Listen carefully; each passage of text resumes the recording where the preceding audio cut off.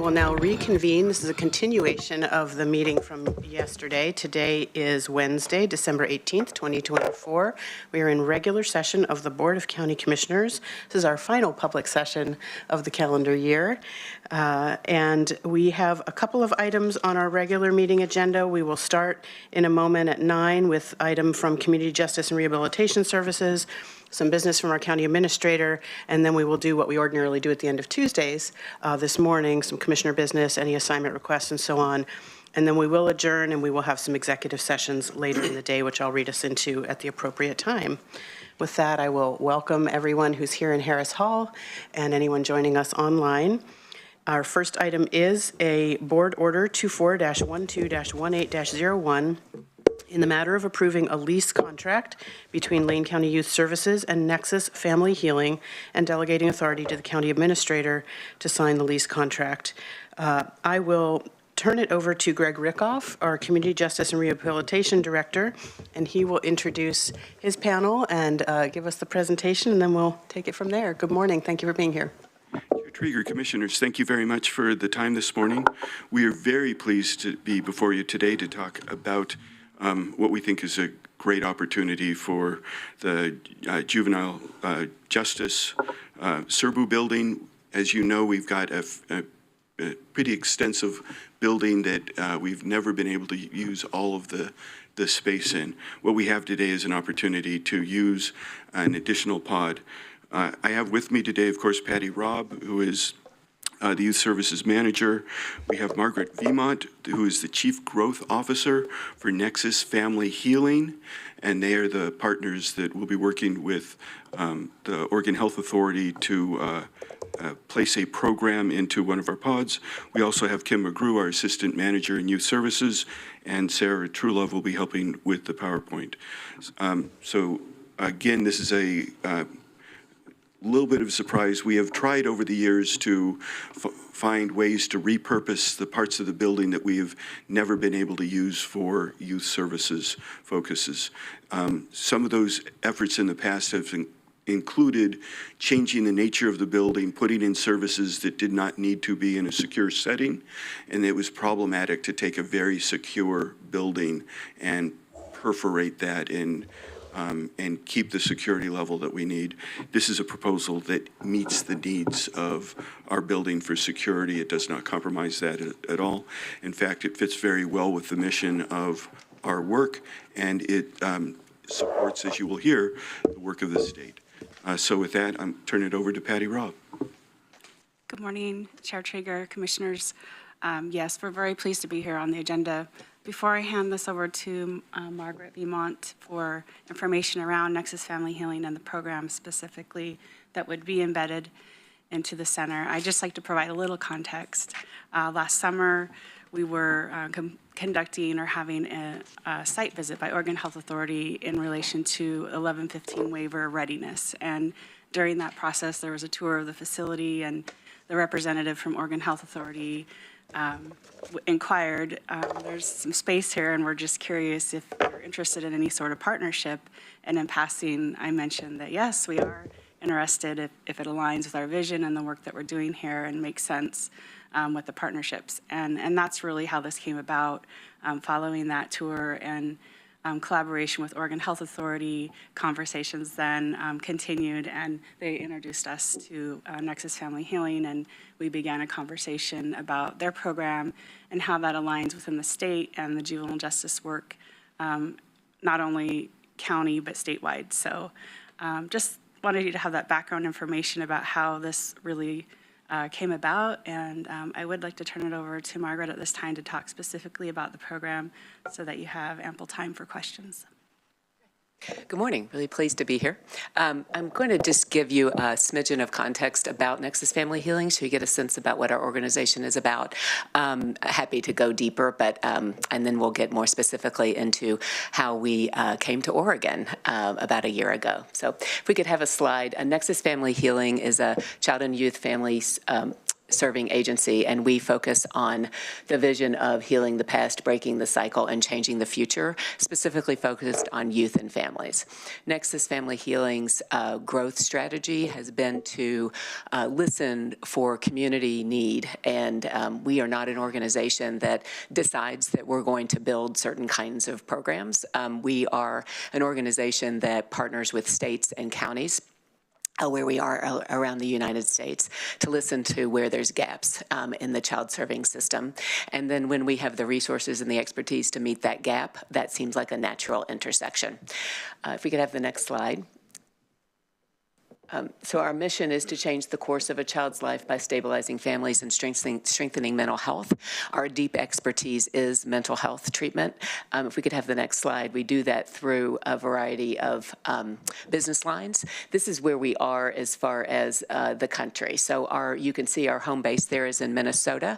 We were founded 53 years ago, and our first program that aimed at the treatment needs for youth that were exhibiting sexually problematic behaviors. And Nexus, back then it was fairly novel to see that as a treatment issue, likely rooted in sexual abuse as opposed to just a justice issue and a criminal issue.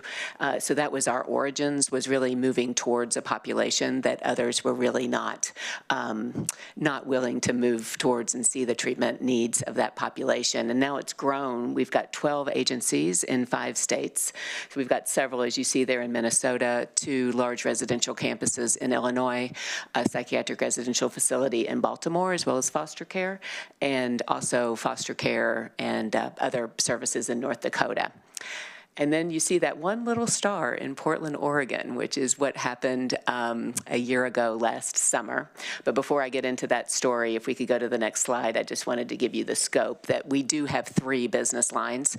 One is community mental health, where we're looking at providing services for families when they first are experiencing a need with their youth. We think we prevent a lot of need for higher end services by that work.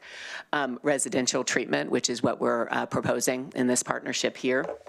And also foster care and adoption as a critical part of the system of care for children. So let me tell you a little bit about how we ended up in Oregon. We were really doing most of our growth in the 4 states, and then through a collegial connection of our CEO, Dr. Murray, with an organization that was talking to Oregon Health Authority, we discovered that there was a need in Oregon that no state provider was willing to meet. And that was the youth that are in the process of adjudication, but there needs to be a secure setting while restorative services are given, and that their ability to stand trial is being assessed. And that process of restorative services and seeing can the youth actually be restored to the ability to participate in their own defense can take 6 to 12 months. But there's a subsection of these youth that need a highly secure setting, mental health setting, and they often have a combination of developmental disability challenges as well as mental health, and they need a secure setting that has the ability to do high-end mental health treatment. For a variety of reasons that I are continuing to learn about, there was no current provider that was willing to do that. Trillium Family Services had been doing it, integrated into another setting, but they had articulated the desire to get out of that service for several years. So Oregon Health Authority was quite desperate to find a provider that was willing to move into this space. So that led to a negotiation, and we opened that facility on March 12th of 2024, and so we're operating that psychiatric residential treatment facility for this same population. We're leasing a building on the Albertina Kerr campus in Portland, and we're feeling quite proud of our results there and our ability to meet this need. So, but we knew that having a program by itself in Oregon didn't make sense for the organization, and we knew that there continues to be a profound need in Oregon for more of these high-end residential beds and a lack of providers that are interested in expanding that area of service. And so last boy, this moved fast. I think it was September. So we were just doing light exploration, and that led to this site visit that Patty referred to last summer. And we thought, oh, the space could really, with the right renovation budget, could really be a nice place that had both security, but with the right changes could also be the warm and inviting mental health treatment facility that you need to do this kind of work. But we kind of put a pin in it because there was no way to access the funds that would be needed to do the necessary renovations. Oregon Health Authority contacted us in September and said if we could move quickly, that the state had decided that some of the federal ARPA funds that had been given to the state to increase other kinds of needs, and I believe it was used a lot for adult services and housing needs, but they had decided to release a few million of that for increasing the capacity that they needed for youth residential beds. But Nexus had to sign an agreement for those funds by December 31st.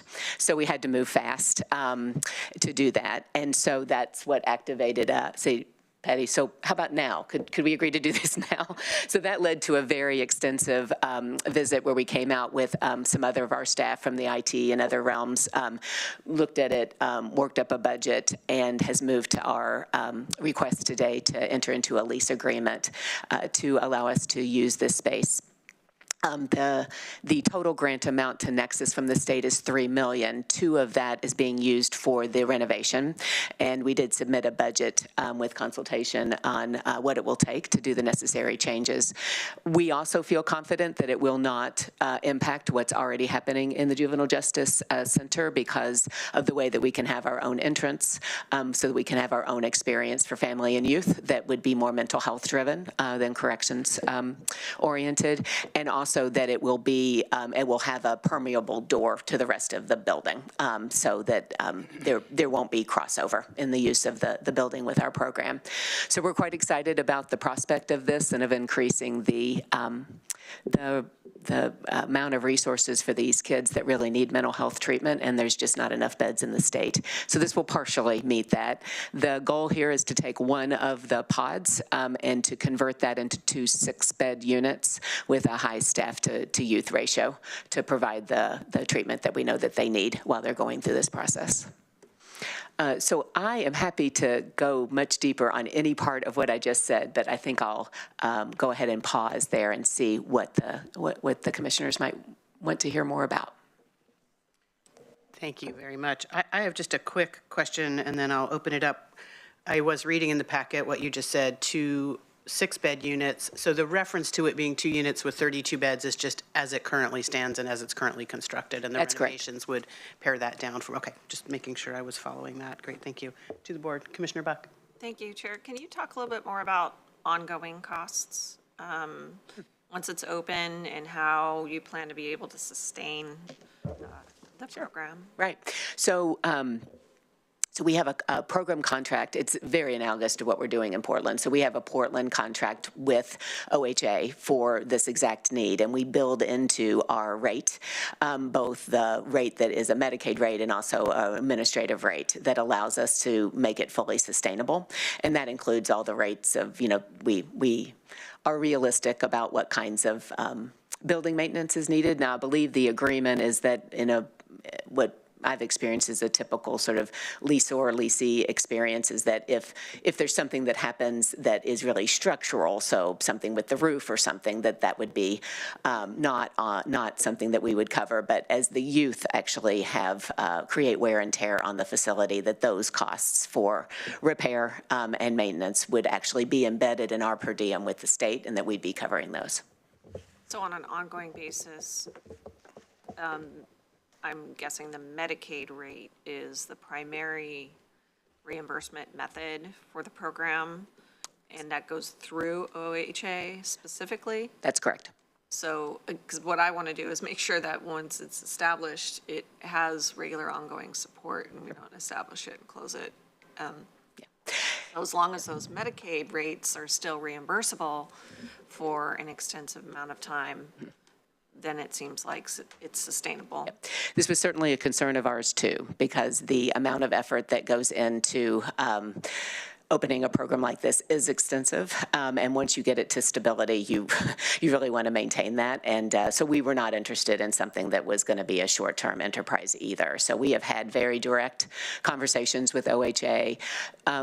One of the things they shared with me that might be helpful is that they estimate that they need 60 beds statewide in order to meet the need, and that's been stable for quite a while. And so the addition of these 12 beds is just a drop in the bucket, that they didn't see anything in the foreseeable future in which their need for this contract and for these beds is going to lessen.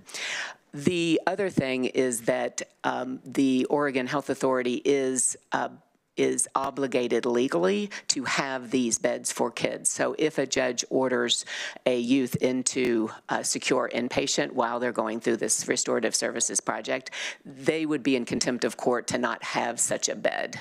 So that we've got that sort of bumper as far as them deciding what kinds of things they want to provide. This one, they really don't have a choice about having a permanent resource for these referrals.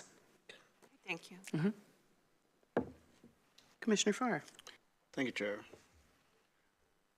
What a wonderful service, and absolutely needed without question. I have a couple of I have some facility questions, but one thing that you said that I'm interested in hearing more about. You said that we identified a service that nobody in Oregon was willing. You use the word willing to do. Nobody in Oregon is willing to do the services you provide? Not the specific with the secure inpatient. I could tell you what I've heard about why, but it's third hand. But from what I've understood, that over the last 8 years, some of the legislative changes that have been made at the state level that control how providers can provide the service for these youth have made it so that it's a difficult environment to operate residential care for, particularly for the higher end kids.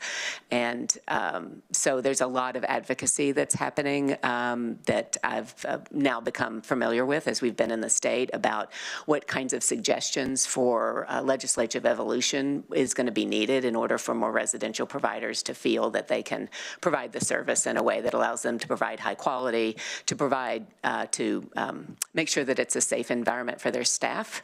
And so I think if those things change, I think the environment will change more. I'm anxious to hear more about that because clearly with the OHA identifying a statewide need for 60 beds, which is a gross underestimate, I believe, but and we provide 2 times 6 with this facility, merely a drop in the bucket for the services that are needed.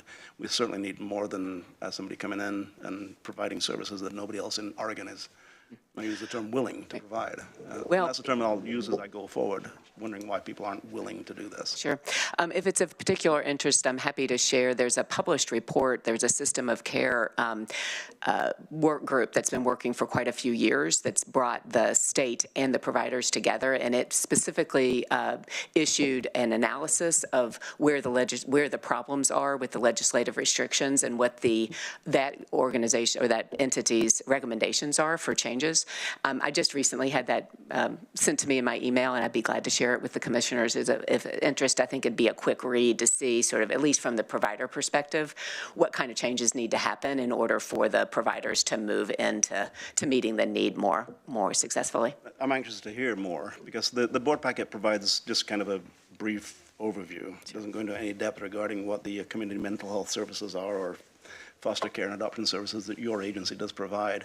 This is a secure facility, secure in and out. So once the youth are resident there, they don't have the choice of walking out. Correct, and that's one of the advantages. Now, we don't have locked bedrooms, but and we do have outdoor space, but everything's secure as far as in and out, and that environmental support is really helpful so that we're not worrying about managing elopements, which can be quite helpful. What a perfect place. Yes. Geographic location in our county, right there at that spot for this kind of service, and I'm really anxious to see it move forward. 6 beds, once again, 2 times 6 beds is not really addressing the full need that we have. But to the facility, it's pod 1. Is that the easternmost or westernmost pod? Westernmost. Westernmost pod. Okay, so it's not the salmon pod. Right, Right, okay. So it's the one that's closest to Looking Glass. it is. Yeah, okay. Good. Well, that, once again, a good nexus of adjacencies. Some years ago, 8 years ago or so, we were looking at using either the easternmost or the westernmost pod for a youth crisis center, potentially. That may be just a little bit before your time that we actually did the extensive tours and identified how lacking the facility was to provide that kind of service because of adjacency to other youth in Lane County services. And there was an issue, and the reason that was killed ultimately, the reason it didn't go anywhere and it wasn't killed, because it's still very much alive. But the reason we didn't go anywhere is because of the inability to provide security and separation of services. Have we achieved that? We have, and we believe the design and the funds to improve the current design will achieve that. Well, it's a wonderful location. That the Surbu from its outset was, Commissioner Buck asked the question about sustainable funding for the services, and that's why that facility sat empty for so long, and parts of it remain empty. And putting it to a brilliant use, which the voters of Lane County originally hoped that this is what would happen there. And you really are materializing the hopes of a lot of people. But let's take a look at what you said about nobody in Oregon being willing to do it. Well, whether it's legislation or whether it's an adjustment of agency focus or provider focus, we're not really addressing the need with 12 beds. I think this is wonderful. Thank you for your presentation. I'm looking at, now you don't have a Portland office, you have a Gresham office. Is that right? It's Gresham? It's actually, the address is in Portland, but you're right. If you cross the street, you are in Gresham. We are right on the border on 162nd Street. All right. It's not on your main website, but you have a separate website or a separate. Yes, we do. For the Gresham is what it says on the website. Okay. Which is Multnomah County, but not Portland. Okay. Well, excellent. Thank you for your presentation. And the slides that you presented today aren't in our packet. Is that something that we can get? Yes, we're happy to provide those. And in looking at your website, which is Nexus Family Healing, it's a wealth of information here. And you do miraculous work, according to everything I see. It's not easy, but we are a very determined organization that we will move into this need for the high acuity youth. So we have a CEO who is was a clinician first, and so our resolve is deep, but the challenges are immense for sure. Then I do have one last question, Chair, and that is regarding the certification of the staff that will be present in this building. What are the certifications that they will have? Right. Well, it's different for the leadership than it is for the direct care staff, but the direct care staff, we call them youth care professionals. And we've spent a lot of time focusing on this because we know that the success of the program has everything to do with the minute-to-minute care of these youth and responses. And so Nexus has actually combined 3 evidence-based models into what we call our model of treatment on the milieu that we call the living environment. And all of the YCPs receive not only substantial training on that, added on days worth of crisis intervention work, so they have that platform. But perhaps most critically, the way we found most success is we actually put supervisory level staff present on every shift so that in the moment when things are happening that the staff can receive either a sort of in vivo modeling of how to interact with a youth congruent with the trauma-informed model, and also there can be debriefing later so that there's maximum learning that the staff can plow into the future. And we found that really critical. We used to try to train them and then have supervisors just work during business hours and then be there to call if needed. And we're finding this model is more expensive but quite effective as far as skilling up the young professionals that we're using to provide the day-to-day care. We also, of course, have licensed therapists and clinical directors and leaders that have deep experience in residential on top of that on the unit supervisory model. And they will be staffed here in Lane County? Yes, oh yes, we'll have a base here, and we've talked some about some administrative office space there. So yes, we will have a senior leader that's stationed here, and as well as all the staff to support the program itself. It is nice to have Portland. I mean, it is 2 hours, but that's not forever. So if we needed to, we're glad to have a little bench of having a larger footprint in Oregon. So I think it'll strengthen both programs, actually. So the certification of the day-to-day contact staff is, you say, a YCP? Right, a youth care professional. Okay. And is that earned through on the job, or is that? It is on the job. Many come with college degrees, but we don't require it. And what we found actually is that it's personal maturity, self-regulation skills, and some ability to translate concept into action, that those are the key things. And that even if they don't have experience, if they have those qualities, that we're able to use our training model and our side-by-side coaching and mentoring to bring them along. I love that concept. I do, because the on-the-job training is something you cannot acquire, getting letters after your name. After you get the letters, you get trained. And we find locally, and everybody nationally is finding that the closer we are to providing the services, the people who provide the services have actually experienced the services and the need in many cases. So we enjoy the advent of peer counseling. And at some point, we can talk about how that may fit into your model. I don't know. Oh, no, it is in the model. So we have in the staffing model, in addition to what I've described, a peer advocate, and so that's somebody with lived experience. But we also have a parent partner, and they engage the families and can be a nice bridge with the families being fully engaged in the treatment that's happening. Excellent. Well, thank you very much. I look forward to seeing this spring into action. We'll be sure to send an invitation to the grand opening. Thank you, Commissioner. Any other comments, remarks before I ask some questions? Commissioner Sandega, did you want to get in the queue? No, just very excited. You know what? Great dialogue for me to sit here and listen to. I mean, two professionals. I mean, every answer was just spot on. So we are very excited. Thank you. Vice Chair. Yeah, thank you. I know we're short on time.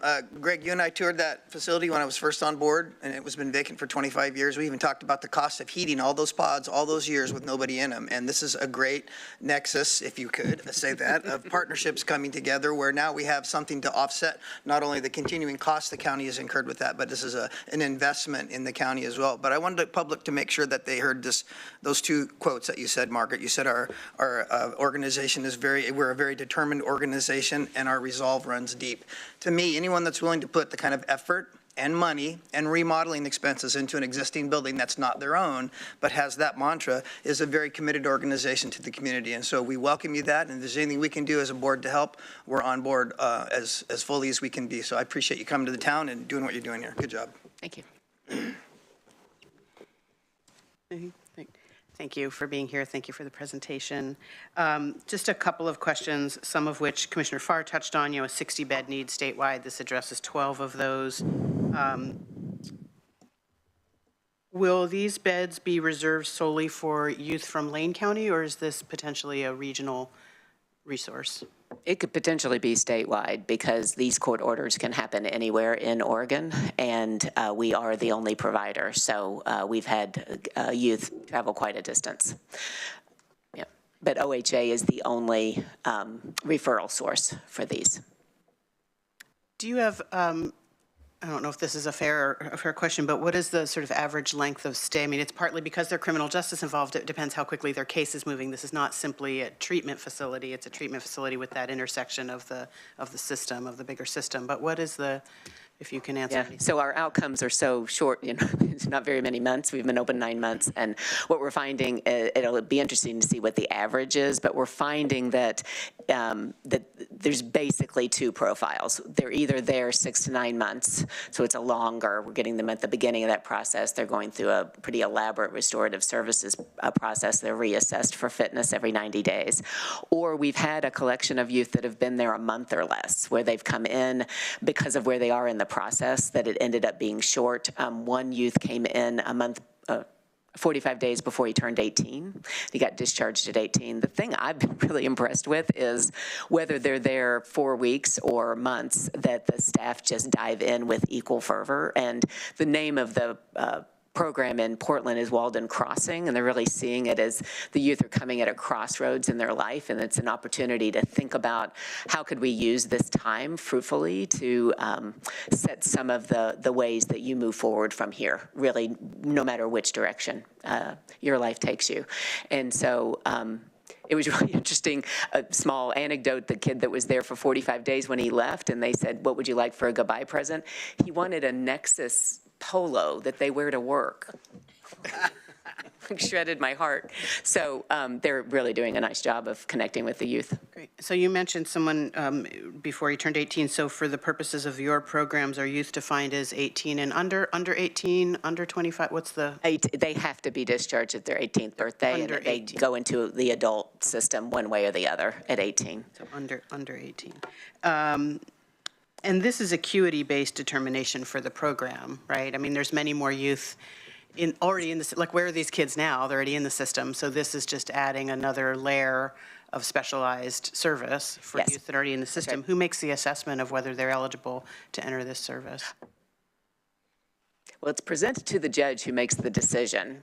I'm not sure which professional actually ends up making that recommendation, so I couldn't name that. I'm sorry about that. But it's judicious. But some are actually home. They're in community. And then some are in detention, waiting. I know we're talking about the program, and this is about a lease agreement. Yes. So I have one more question for you about Nexus, and then just a very quick one on the lease agreement to follow up on something Commissioner Buck was getting at. What state is Nexus headquartered in? Minnesota. So that's why so many programs there. So when Exactly. you say you've only been in operation, did you mean in Oregon for only 6 months? You just Right. said something. That's Okay. right. That's right. We opened in Oregon. How long have you been providing these services? What's the oldest? 53 years. Great, thank you. That's important, appreciate that. So this is a potential to generate revenue for Lane County and provide a service, and as Vice Chair said, for a facility that it's costing us some money to have this overbuilt facility. Are there any, and this may be more this is a question for our staff or maybe Mr. Rickoff, are there any anticipated associated expenses with this that aren't offset by the lease payments? We believe that the $2 million for all the renovations will cover the renovations, and we've got some contingencies about things that are more nice-to-haves than have-to-haves if it ends up that it starts running over budget. So I don't anticipate anything there. That's for the one time for the renovation. Right. But in an ongoing way, and this, like I said, this might be, if it's Patty or Greg or Steve wants to respond, just how we landed on that lease, that ongoing 5-year lease amount. The lease amount was a market analysis completed by the county, so we believe we're in the market for the value of the space. And we do have capital improvement projects on the list, and those will play out in the way they play out, so. Greg, did you want to add something before we? And there might be additional contractual work with food, with additional ongoing expenses that we've not negotiated yet. Thank you for that. All right, I will call the question then. Chair? Commissioner Farr. One last point, and great questions that you asked. Regarding workforce, we touched on that just a little bit. I'm looking at your Walden Crossing, and one of the tags on here is careers. I love that, because you're looking for a local workforce to supplement the professionals that you bring in. And once again, I'm strongly personally in favor of that. I believe that developing a workforce locally is going to give you a far greater ability to determine how we do things here in Lane County. And quite frankly, on the lease, I'd give it to you for free, but I'm not the negotiator. Wow, could we change reconsider an amendment? Thankfully, that's not. Hard bargain. So, entertain a motion. Yes, Chair. I move in the matter of approving a lease agreement between Lane County Youth Services and Nexus Family Healing and delegating authority to the county administrator or their designee to sign a lease contract between Lane County and Nexus Family Healing and a tripartite agreement between Oregon Health Authority, Nexus Family Healing, and Lane County per Board Order 24121801. Thank you. Is there a second? I'll second. Thank you. It's been moved by the Vice Chair and seconded by Commissioner Buck. Any discussion to the motion? Seeing none, I'll call for the vote. All those in favor, please signify with an aye. Aye. Aye. Thank you all. Motion carries 5-0. Thank you so much for bringing this to us. Thank you to staff. I know so much goes into this before it gets to this moment, so thank you. And we look forward to hearing from Mr. Rickoff and maybe our partners at Nexus and other staff again in the future about all the great successes of this program. Thank you. Thank you so much. All right. Next, we have a couple of items from county administration. The first is a discussion-only item, and this is the draft fiscal year 25-26 to 29-30 Lane County Capital Improvement Plan. Good morning, Christine Moody, our Budget and Financial Planning Manager. Kevin Mahoney is at the table, and I don't know if our administrator wants to tee up this item or if we're going right to Christine. Just to let the board know that, gosh, how many years has it been? When did we first start doing a CIP? We say it in the agenda item. Do you remember? Eighth year, okay. So we haven't 7, 8, always done yeah. a capital improvement plan for Lane County, but as we worked on stabilizing our operating budget each year, we also, said we're investing a lot of resources in capital improvements throughout the organization. We really should be planning for that and making sure that we have not just all of the projects that are funded, that are planned and funded, but also projects that are planned and not funded, identified in a plan so that we understand what investments may need to happen throughout the organization, regardless of the funding that may be available, because it can help us prioritize the funding that we need to go after for those projects. So just wanted to call that out and appreciate the great work that our budget team continues to do to put this together. So Christine and then Kevin. All right. I think we have a PowerPoint to bring up. Thank you, commissioners. See if we can get the technology. Just share screen.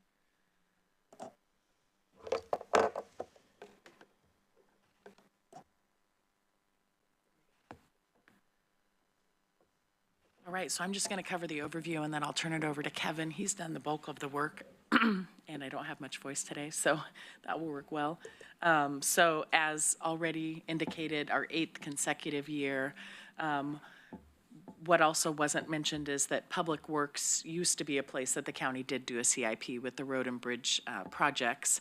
Initially, when we started this process, they continued to do their own CIP and put them in the county CIP for a while, and now they are combined into one. So that is mentioned in the agenda memo, and that's been a number of years that we don't want to create dueling documents, and so everything related to CIP projects in all the different categories, which is much more than just buildings. As we know, it's roads and bridges, it's our solid waste, actually at Short Mountain, it's the fleet system, if there's anything fleet system related, and then our parks we call out separately as well.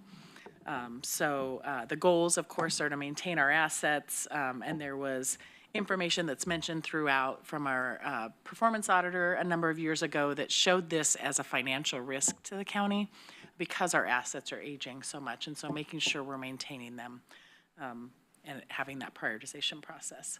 So I will turn it over to Kevin, who will talk about the process that we use with departments, and then just a summary of what is in this document. Good morning. So there are the 3 types of projects that we have in the capital improvement plan, and the threshold being $50,000 or more. The standard projects are those that we have already either done some design or we've identified funding for and are planned to be underway. The pre-planning forms, as Christine and Steve mentioned, are more of for us to be able to look at the whole picture of whether we have funding or a plan, what all is out there. And then the community investments are projects that are not owned by the county, but the county has an interest in. For example, there's one with the City of Springfield and one with Bureau of Land Management, that kind of thing. Okay, and again, like Christine mentioned, the projects are broken down into facilities, which are more of like the building and parking lots and roofs and the sort of the things that aren't program specific. Fleet, parks, roads, technology, and waste management, and there's some crossover on some of these, but in this year's draft, there are 150 projects. 65 of those are standard projects, 82 of them are pre-planning, and 3 are community investment. Of those 65 standard projects, they total about 112 almost 113 million. So this one is interesting compared to prior years. In the past, roads had the last version of this at 68% of the projects. So the major change that you see there, Christine mentioned last year in this presentation that you would be seeing some more parks projects coming. And you can see that in this document here. I'll talk about that in a second. But and then the solid waste at 24% is related to the Clean Lane resource project. So significant increase there that wasn't in the past year. This is for the standard projects, the 5-year cost. Those years out, every time we do this document, we refine. So that's sort of, as we are planning now, it's what we know to be. And this is the total. These are the projects that total 112 million.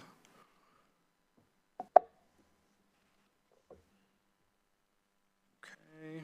And again, there's a broad range of funding sources. The capital improvement plan, the capital improvement fund, which is funded by indirect cost recovery.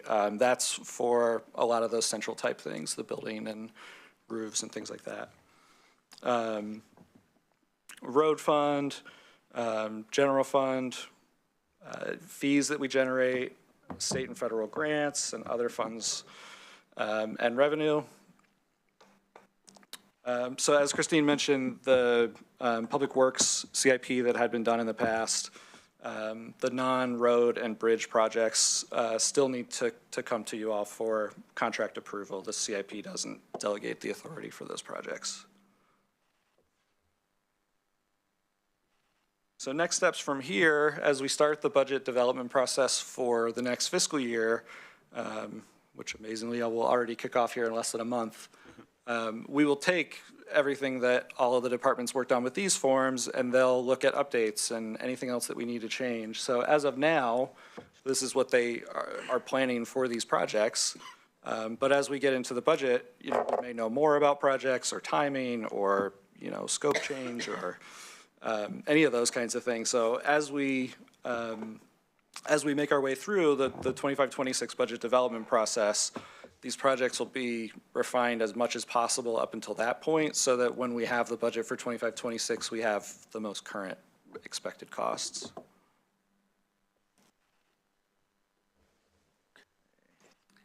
All right, turn it back over to me. Thanks, Kevin.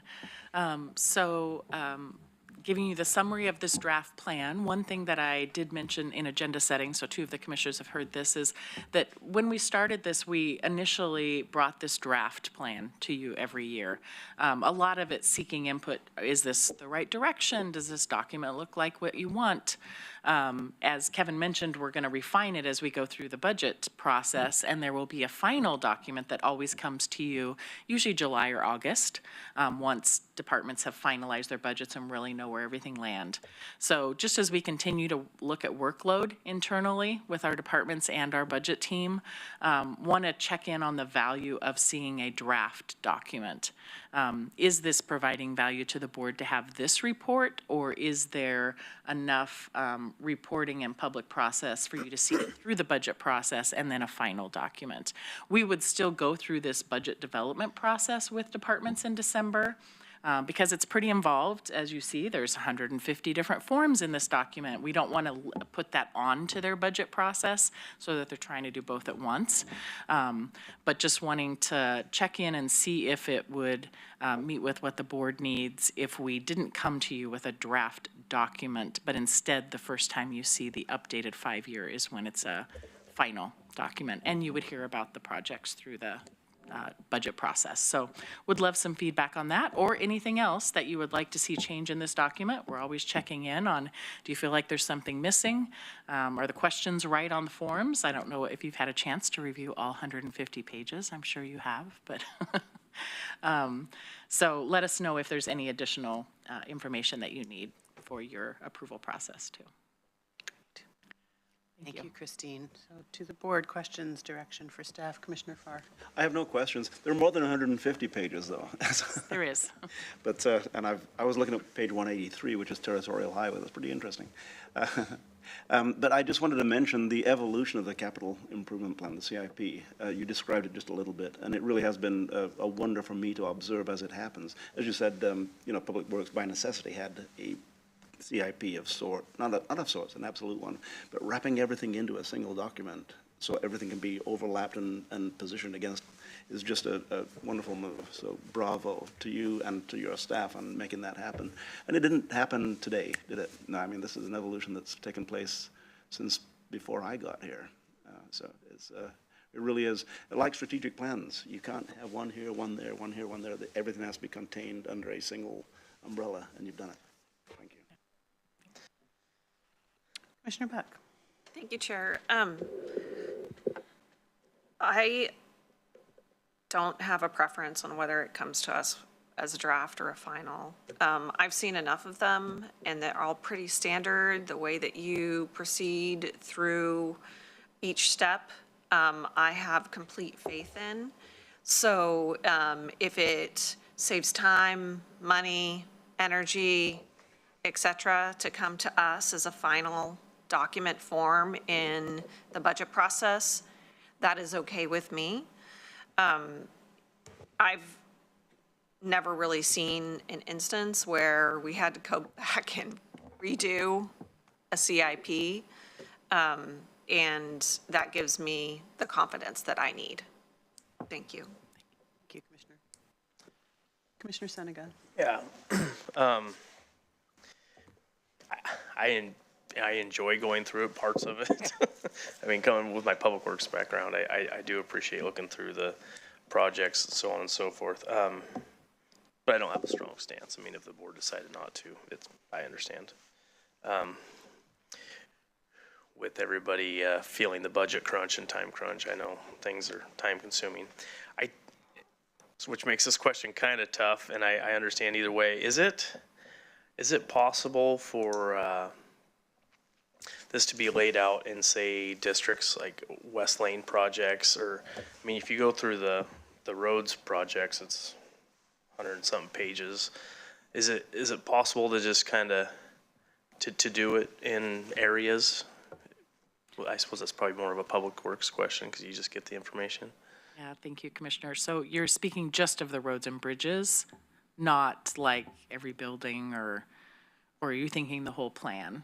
I guess. Well, yeah, like if say for example, in the road section, if there was if the roads districts and building sections, I mean, if it was able to be broke down that way, because I don't see any rhyme or reason or how it's on your page for us per se.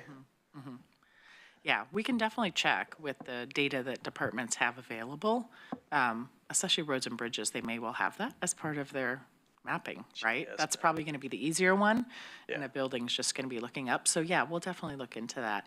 Would you rather see it grouped that way, where you're saying like the order is just kind of appears to be somewhat random, which I would say it probably is when you're in the categories, it's not in a specific order. Right. Or is that a field on the form, or any preference? Whatever's, I mean, Okay. time is money, so, not to go too extensive on it, but if it wasn't too hard on staff and time consuming to get it in the categories, then put into sections, Okay, districts. thanks. Vice Chair. Yeah, I don't have a problem with seeing it in final form. I mean, my thought was, we have two commissioners that sit on that CIP committee anyway, so we're up to date. And if there's anything that the board needs to know, I'm sure that, Commissioner Senega and I can pass that through. So I'm okay with final. Great. Thank you all. I'm also fine with that. The one sort of middle ground between that I heard is if you anticipate any deviation, setting some kind of standard of a deviation where if you anticipate it's going to fall outside of that parameter, we get a heads up in time that if Commissioner wanted to make an assignment to have you come and present that in advance, that could be a more efficient way to address any sort of outliers, so that we're not then doing that within the budget, waiting till the Right. budget process. That would be the only suggestion I would make.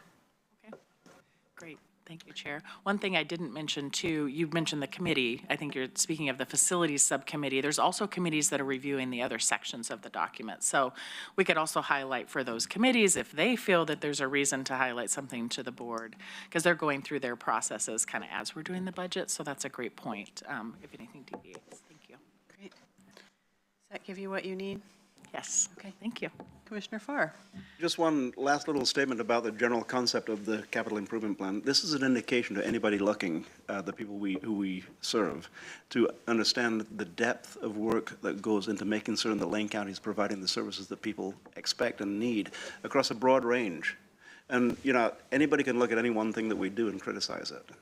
And they can spend a career criticizing any one thing we do. But to understand the broad range of services that Lane County provides, the capital improvement plan is one place to look and see that. And it really is instrumental. Thank you. Thank you so much. Appreciate you. Christine is staying at the table for this next item, which is Order 24-12-18-02. And this is in the matter of approving project awards under Title III of the Secure Rural Schools and Community Self-Determination Program. And so I will turn it back to you for this item. Thank you, Chair, Commissioners.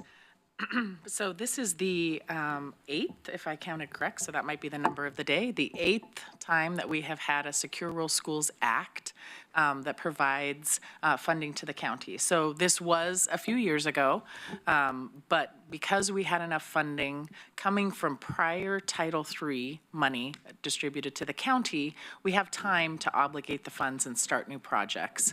And so we waited until longer. We even have until next September of 2025 to do this process. But as some of the projects start to run out of the earlier money, then we want to give them stability for the budget process. So just to give you an idea on the timing and why you're hearing about it now, this is not new money to the county. This is money we have already received all 3 years of payments, and so I'm able to tell you exactly what we received. So this is a title of the Secure Rural Schools money. We receive money, Title I goes into the general fund, and the road fund and the school fund that passes on to Lane ESD. Title II, the federal government keeps a percentage of the money and refers to it as Title II, and they do work on the forests, different authorized uses of that money.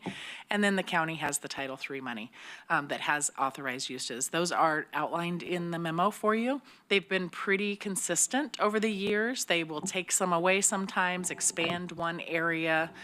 Most recently, they have added in this act a 5th allowable use. It is related to broadband, but it is also related to schools. So when we put out our 45-day notice, we did not receive any project that is under that new authorized use, but we did receive 4 continuing projects that exist for the county right now that are internal. Search and rescue efforts that the sheriff's office does on federal lands when they were called out for search and rescue missions. Emergency patrols, so also the sheriff's office responding to emergencies on the federal land. Firewise communities that I think you've heard a bit about from land management, where they work with homeowners and do grants in order to help them, especially those right on that forest boundary, to have their landscaping and their homes to be as fire protected as possible. And then Community Wildfire Protection Plan.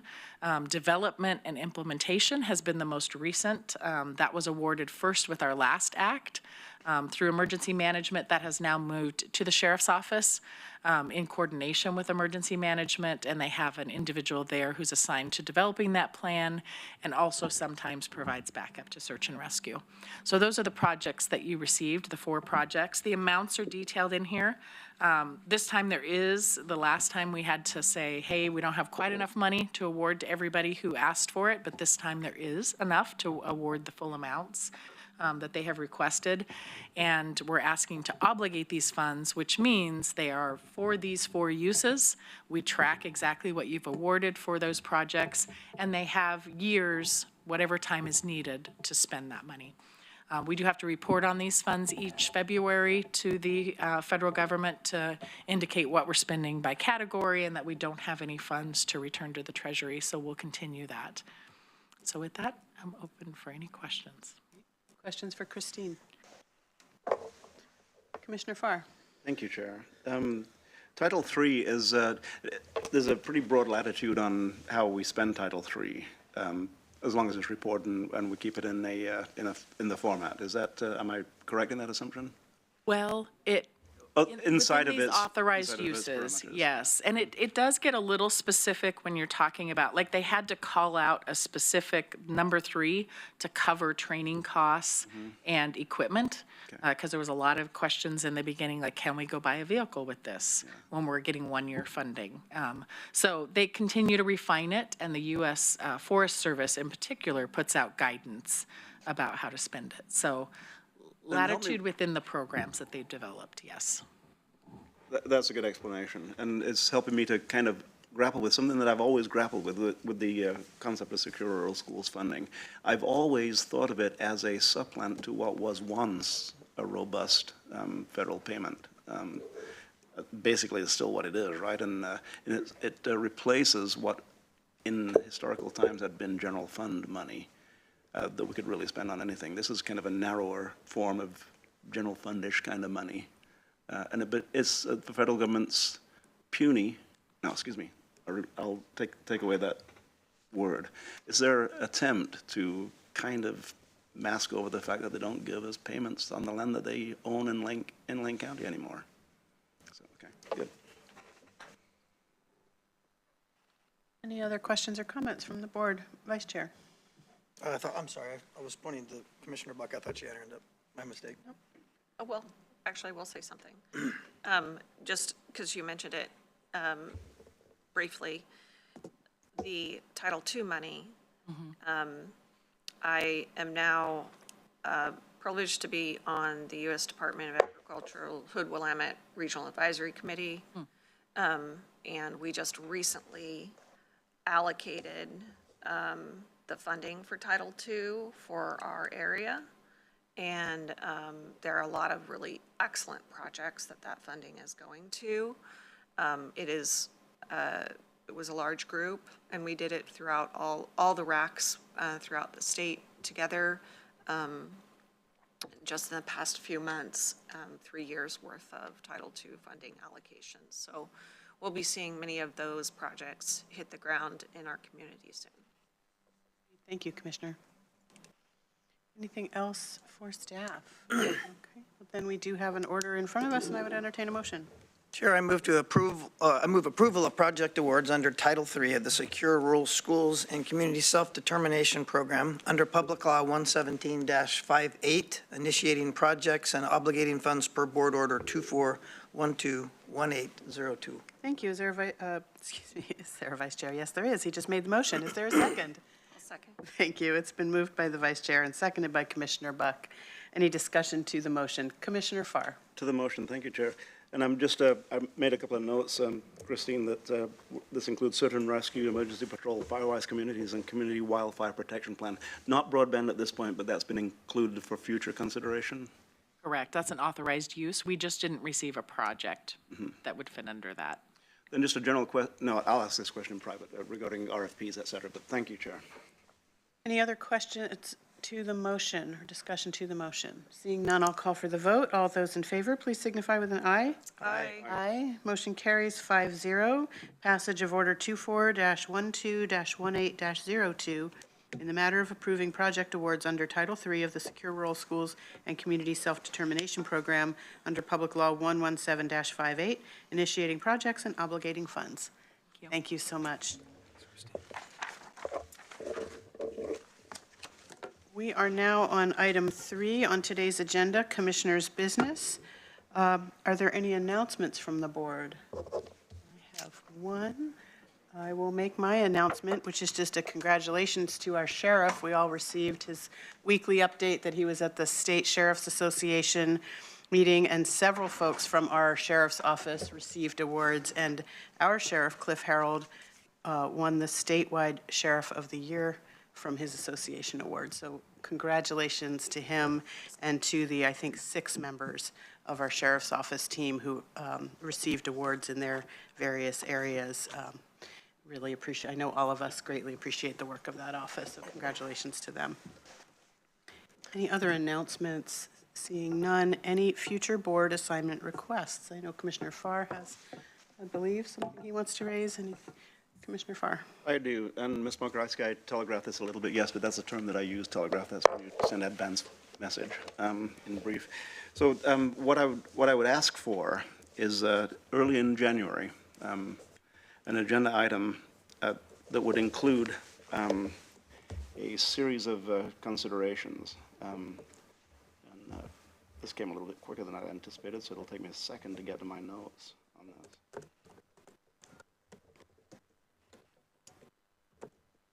So the regarding a statement or declaration of Lane County as a sanctuary county. Now, we are under an umbrella of Oregon as a sanctuary state at this point in time. And this statement would just be an affirmation that we consider Lane County to be a place where people are safe. But more specifically, the designation of sanctuary county is something that a part of this would include the discussion of how do we codify the fact that Lane County is a sanctuary county. Now, that may come in a second agenda team request, more specifics on that. But the second part of this is to provide agenda time for local agencies and testimony to provide reasons to support their work in providing safety and sanctuary for the people who live in Lane County. It would also include a Department of Justice presentation on the sanctuary law and an individual that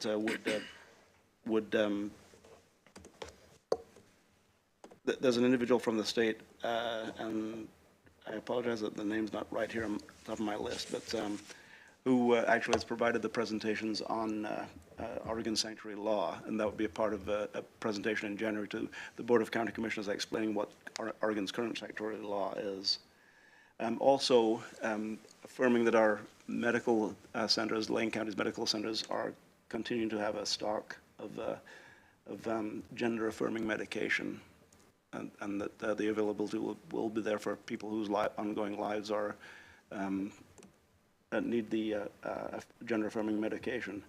And the fifth element is the security and employment of our local workforce. That our local workforce, the numbers of people who feel insecure in their ability to continue working in Lane County. The details of that I can work out personally with staff, and I can in a different memo I can just send a little bit more information specifically regarding what these this agenda team request is. So it's a pretty robust request, Ms. Mokrowski, one that I feel very strongly about. I'm looking for head nods to move forward with this request. Thank you, Commissioner. And you and I spoke a little bit about this yesterday. And so if you would entertain a little conversation before asking for head nods, just to, or if you'd rather, because as we talked about, and I so appreciate you bringing this forward, and for anybody watching today, we had partly, this was spurred by a great deal of public comment we had yesterday from community members, particularly concerned about potential impacts in just general social and cultural climate and conversations, but particularly potential impacts of an incoming administration that has made very frequent, to use Commissioner Farr's word, telegraphing about some intentions for certain protected classes in our country. And in particular, we had several folks from the trans community asking us to create Lane County as a sanctuary county. And Commissioner Farr and I were having a good conversation yesterday about what does that term even mean? What is already in place? Sanctuary, typically when it comes to municipalities, is about sanctuary as protections from federal laws that might otherwise put people at risk. We talked a bit about how the Sheriff's Department, that's been an issue over the years. So if, again, with the maker of the request permission,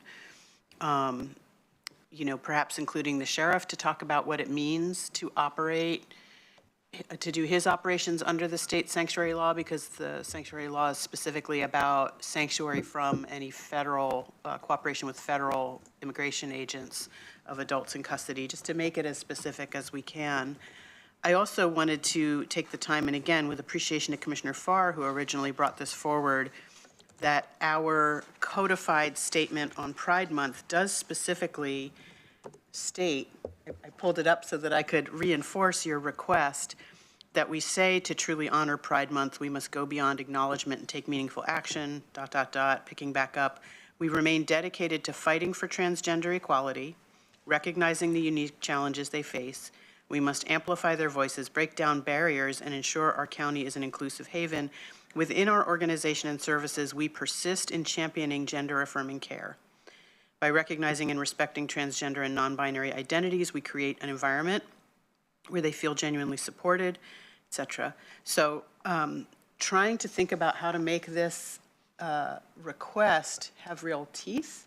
And we could issue another resolution affirming values, but what does it legally mean to be a sanctuary county?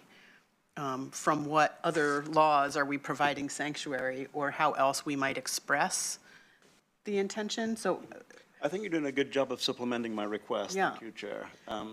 Because and I'm glad that you pulled up the actual codified statement that we have made in the past. And really, my request, Ms. Mokrasky, does incorporate some of the things that we've already said, but it's more a reaffirmation of the things that we do believe and we've codified in our beliefs in Lane County.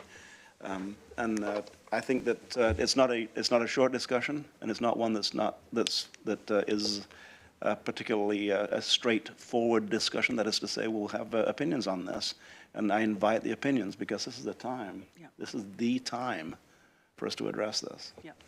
So I think it's, and our administrator and I have had these conversations, are we going to wait and see what happens on the national stage and how it impacts here and then respond, or what can we do to get out in front and make some proactive statements and perhaps set some wheels in motion should it be required to protect certain members of our community, or to prioritize services even if they're at risk from federal law or funding is at risk, how we're going to address that. So I think between us, what we want is some more information about what are we already doing, how are folks already protected, and legally, and as Commissioner Farr said, this may be a DOJ presentation, what are the options? What does it actually mean to be a sanctuary county? Are there sanctuary cities within Lane County? All those ways that those kind of laws and what kind of teeth they have intersect is what we're looking for more information to figure out whether and how we could move forward to provide the greatest protection. And from our DOJs, Johanna Costas is the name who has made presentations on this, who describes the current state of law in Oregon. And I think it's a good starting point for how we continue with our resolutions. With our resolution, and I don't mean a written resolution, I mean the resolution that we have. Yeah, absolutely. Resolve, thank you. Is that, Yeah. so are there head nods for moving forward in this vein? And is that enough information for the administrator to go on if we nod our heads to that about how to proceed? Yeah, I just want a clarification because I heard in early January a desire for something to come back, but it sounds like actually the first thing that would come back is the presentation by DOJ and the sheriff, so you have an understanding of sort of the lay of the land, and then what would follow from that is some sort of action or a board order or something that would. I'll look to the original assigner to ask if. Identifying an order of the presentation, yes, I think that would give us a great understanding of what exists and what the current practice is. And then the discussion would be continuation of current practices and or supplementation of current practices. Thank you. So I just want to be clear that if it gets head nods, then we would seek to schedule a presentation. You know, we have a January 7th and a January 14th board meeting, and then we're down for MLK, and then I think the last week in January. So sometime in January, a presentation with DOJ and the sheriff's office as early as possible as they're available. And that would be the first step. And then the additional pieces. And I think what would be helpful if the board agrees to do this is that you can then refine the request after that. If you receive more information, you can refine that, because right now I think it's sort of, there's a lot, and we need more clarity around what exists, what doesn't. Yeah. And I might ask, I don't know if this is the, Johanna Costas, is that the name you said, or whoever from DOJ, if they can provide examples of sanctuary county, are there other counties that that have that status and what that means might be helpful as part of our conversation for next steps that come out of that. And the current, the specific language of the Oregon State. regulation, or it's a statute. I guess it's a statute. Thank you. Commissioner Seniga had a question. Yes, well, and then our excellent county administrator kind of covered it already. That was one of my thoughts is if, I will give a head nod to have a presentation from the DOJ and from the sheriff, but then I would like to revisit it at that point. So if that is our next step and if that's what you're looking for head nods for, then I'm all on board. Great. Vice Chair. I'm always a head nod for more information, and I agree with Commissioner Seniga on the order and our county administrator's order as well. Thank you. Great. So I'll just summarize, is that, unless there are other, Are there any other assignment requests? Okay. Review So I of just want to be assignments. clear that we will seek to bring a presentation to the board as soon as possible, ideally in early January, if it's possible to schedule those folks, that at least includes a representative from Department of Justice and the sheriff, as well as potentially some other individuals, to provide the board an overview of sanctuary state status and what that means for counties and maybe some other examples. And then there are a number of other requests here that it sounds like are sort of, will need additional refinement on from the board after that presentation. So maybe just flag that when that presentation happens under future board agenda items that you can then sort of clarify here the next steps of the things that we would want. And I say that just, so that's the assignment. I just, before we go and we draft a board order and we put it's a bit of a guessing game at this point about what you may want, what existing laws may do. So I'm hesitant to have our staff go do that, knowing that it would likely change based on what that presentation looks like. Yeah, I'm not hearing an expectation of an order coming back to us in January. I'm hearing more information so we understand the scope, and that's a term that we're throwing around, but I'm sure it's a legal term as well, so we probably need some consult from counsel. This might be something our equity manager can support with some research about what other counties have done or are doing. I don't know, but I'm hearing a request for help us wrap our heads around how we can be responsive to the concerns we're hearing from the community as they relate to just ensuring people's safety and services will stay. And I think about the 5 points that I presented, Steve, you've identified an order of the agenda which would include an overview initially, which would help us to refine the other points in my request. The other points would include inviting local testimony, potentially at that meeting, to provide a part of the landscape of what is existent in Lane County and what is current practices. And also refining this, how we have the discussion regarding gender-affirming medications and concerning workforce in Lane County. Great. Is that enough to go on? Okay. Great. Any other business? Seeing none. At the sound of my gavel, our regular and final meeting of the year will be adjourned. We do have 2 executive sessions today, so I'm going to read us in for those separately. Let me pull up my scripts. Hang on a minute. So we will roll directly into the next executive session. Is that right? We're rolling directly into this first one. The Board of County Commissioners will now meet in executive session. This session is to consider information or records that are exempt by law from public inspection and to consult with counsel concerning the legal rights and duties of a public body with regard to current litigation or litigation likely to be filed. This executive session is held pursuant to RS 192.6602F and ORS 192.6602H, which allows the Board of Commissioners to meet in executive session for the purposes listed. Representatives of the news media and designated staff shall be allowed to attend the executive session. All other members of the audience are precluded from attending. Representatives of the news media are specifically directed not to report on any of the deliberations during the executive session, except to state the general subject of the session as previously announced. Members of the news media are not allowed to tape, video record, or otherwise record an executive session. Verbatim notes are prohibited. No decision may be made in executive session. We will not return to public session after this executive session. When these items are concluded in executive session, we will adjourn that executive session and then have a 12:30 time certain session.